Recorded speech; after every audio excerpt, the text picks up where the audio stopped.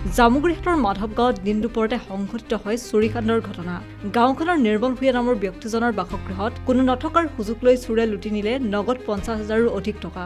পাকঘৰৰ খিৰিকীৰ ৰড ভাঙি চোৰে প্ৰৱেশ কৰে গৃহস্থৰ ঘৰত আৰু গডৰেজৰ লকাৰ ভাঙি 50,000ৰো অধিক টকা লুটি নিয়াৰ লগতে ঘৰৰ আচবাব লণ্ডভণ্ড কৰি থৈ যায়। তিনিজনীয়া পৰিয়ালটোৰ একমাত্ৰ পুত্ৰই নিজা টমটমখন লৈ ভাড়া মৰাৰ বাবে ওলাই যোৱাৰ লগতে নিৰ্মল ভূঞাৰ পত্নীয়েও এখন বিদ্যালয়ৰ ৰান্ধনিৰ দায়িত্ব পালন কৰাৰ বাবেই পুৱাই বিদ্যালয়লৈ গৈছিল। ইফালে ক্ষুদ্ৰ ব্যৱসায়ৰ লগত জড়িত হোৱাৰ বাবেই ঘৰখনৰ মূল ব্যক্তি নিৰ্মল ভূঞাও কিছু সময়ৰ বাবে বাসগৃহৰ পৰা ওলাই যোৱাৰ পাছতেই চোৰে চলালে লুটপাট। কষ্টপাৰ্জিত সাঁচতীয়া ধনকেইটা বিশেষ এটা কামৰ বাবে জমা কৰি থোৱাৰ মুহূৰ্তত এইদৰে চোৰে লুটি নিয়াত মানসিকভাৱে ভাঙি পৰিছে এতিয়া পৰিয়ালটো।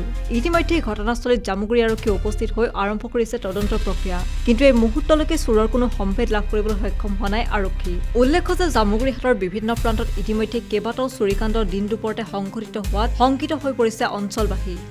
আমাৰ আজি চুৰ কৰিলে, পইচা অলপ লৈ গ'ল, ঘৰতো কোনো মানুহ নাছিলে, ল'ৰাটোৱে টমটম চলায়। তাৰপিছত মই স্কুলতে ৰান্ধনি কৰোঁ, দেউতাকে কলৰ বেপাৰ কৰে। তাৰপিছত ল'ৰাটোৰ কিবা এটা বিয়া বাৰু পাতোঁ বুলি কিবা এটা শেষ কৰি থৈছিলোঁ। কিমান মান টকা আছিলে? নিলে 50,000 টকা।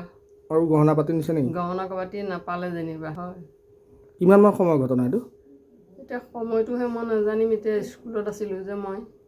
ঘৰত মানে কোনোৱে নাছিলে? কোনোৱে নাছিলে ঘৰত। চুৰ হয় আৰু কেনেকুৱা হ'ব চাওকচোন, আমি ইমান কষ্ট কৰি ঘৰখন হেৰি কৰি পেলাই আছিলোঁ, বাপেকটো ইমান কষ্ট কৰে, ল'ৰাটোৱে টমটম এখন চলাই যেন তেনে ঘৰ চলাই আছিলে।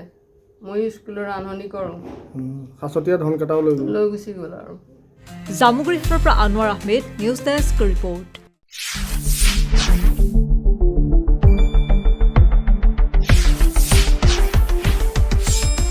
শুদ্ধ আৰু বিস্তৃত বাতৰিৰ বাবে চাই থাকক নিউজ ডেস্ক ৰিপৰ্ট।